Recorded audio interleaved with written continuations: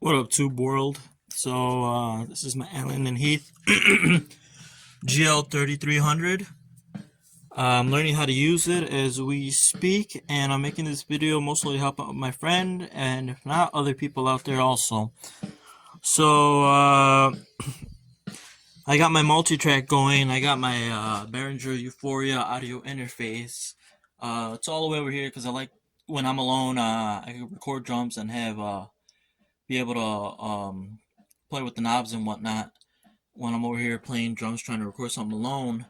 So in the back of the Behringer, those are going out into right here, the channels between 25 and 32.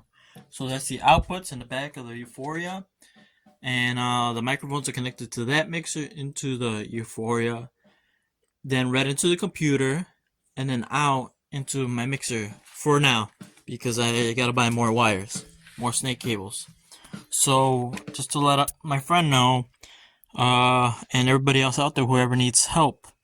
Say, for example, I only have that interface with 8 channels. So what I'm gonna do, this is not necessarily what you're supposed to do, but what I'm gonna do is have these 8, I want to say bus tracks, 8 tracks that you select through with here. I'm gonna buy a snake cable. I don't have enough XLR cables, even though I have a bunch of cables, but I still don't have enough. I'm gonna take these 8 channels that are gonna be out. Let's see if you can see. They're gonna be out from, there's 1, 2, 3, 4, 5, 6, 7, 8. They're gonna be routed out into my 8-channel multi-track interface, right? Eventually. And then right into the computer, right here, my computer, right into my computer, and then back out for my audio interface, 8 channels so far, routed into how it's already routed. So the outputs are already going out there. So I was learning how to use, let me see if I get that. I was learning how to use the, let's say, buses.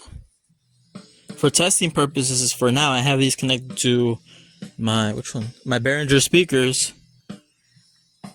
to see how to use the audio output to eventually put it into my audio interface, right?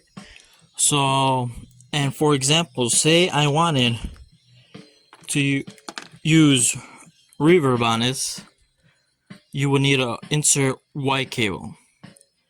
And what I've only learned so far is you only have the power of, for all the mixer to have reverb through 1, 2, 3, 4. So 4 insert units. An insert cable is a Y looking cable. It's basically, this plugs into the back. It says insert. I'll show you guys. It says insert. Where is it? Right.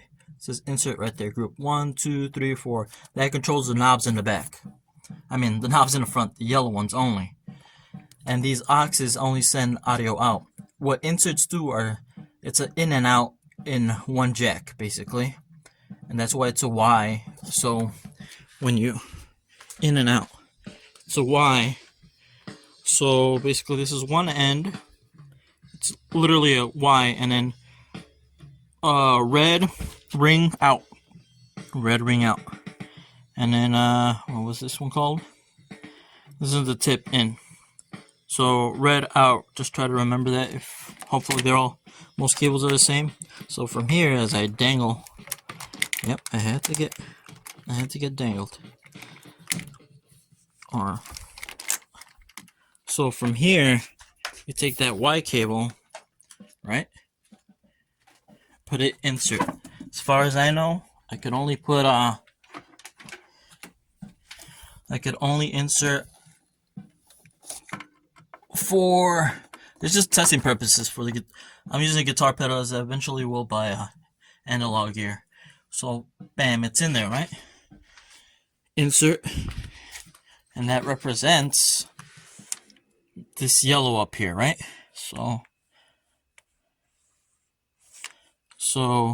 for some odd reason, it only reverb only on the left and right mains. let me take off. Let me unmute all the other tracks, multi-tracks. So from here, so let me get the electricity on. So if we get a headache, I'm just trying to do this on the quicks. We got that going on. Now you can hear the reverb coming in. But it does the whole unit, all the tracks. And I wish this could do something. They're really not connected for inserts, the auxes. I'll show you how to use those in a bit. So those 4 inserts, only 4 inserts as I found so far, that can connect for the all the channels coming out at the same time. These don't do anything for that, for the insert, because of these down settings.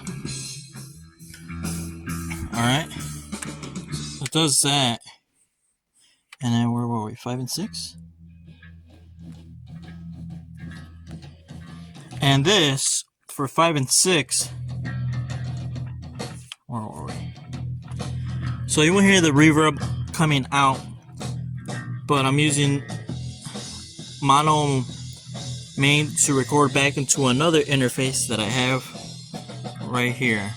And there's an output for this specifically, the M. Then you shoot out the volume for the mono out.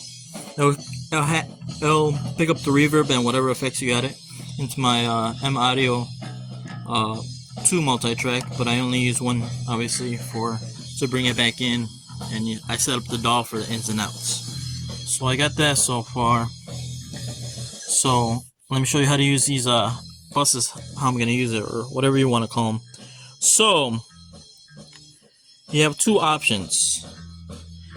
When this is down, when you push the button down, these are all down now, I put them down. When these are down, this turns on these auxes. It turns them on. You have power on them. I mean, you have the capability of turning volume on and off. Let me show you. So I'm turning them all on.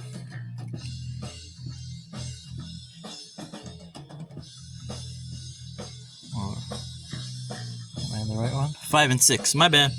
5 and 6, meaning these ones over here.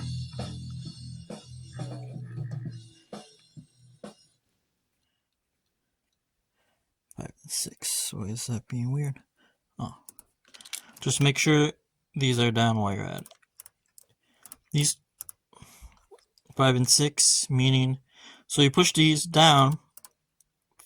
5 and 6 gives power routed to here, but the auxes won't be turned on unless these are down. So for example, these are down, so it's giving power to this. It's giving the option of this being the volume, right? So I turn it all the way down, they're off. It's one's like left, one's on the right. Kinda. It's hard to explain, but stay with me. And then if I want to turn off if I want to turn off giving these the options of volume control, it just, oh, I'm on the wrong ones again. Let's get stuck. Alright, I got it. Get stuck. But say these are up now, so these are not controlling the volume coming out. You push these down, 5 and 6, right here. 5 and 6. You push these down, they're off. You're like, why are they off? And you go over here, it's because now these are in control. 5 and 6. Wait, get it up. Now you can hear them, 5 and 6, right? It's a little low. But now all of them are in control, so you gotta turn these all up on all of them for them to come out through 5 and 6 out of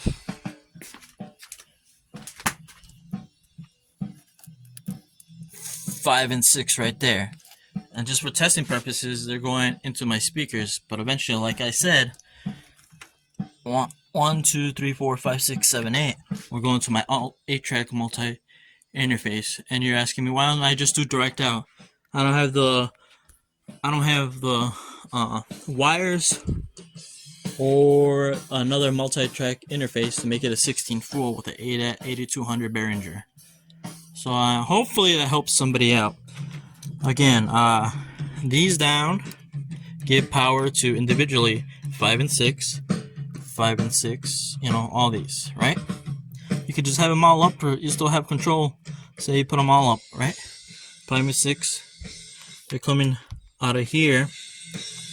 And the reason I'm doing that is because I want to have more microphones. I want to eventually have more than 8 microphones, so I'm going to need more channels, so that's what I'm going to use is maybe 5 more. And mix 2 and bust them into here to come out into my Behringer interface. So basically 2 or 3 microphones per channel into my interface using the buses. That's what I'm actually gonna do. And you still have power reverb, but the main will only come out white cable. Let's turn on the reverb. I wish this somehow, I don't know yet, I tried, somehow controls this, the power, but it doesn't, because it doesn't control it because it's an insert. So that's as far as I got of what I'm gonna do.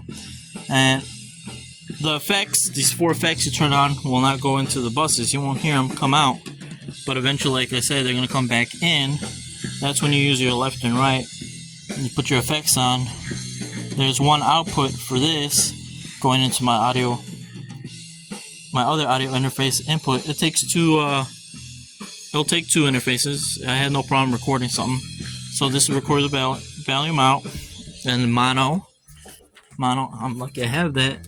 And then that one is 1 wire, 1 XL, that gold one right there, mono, M, I don't know if you can see the M right there, that gold one. Bam, coming out in my interface. Hopefully that helps somebody out.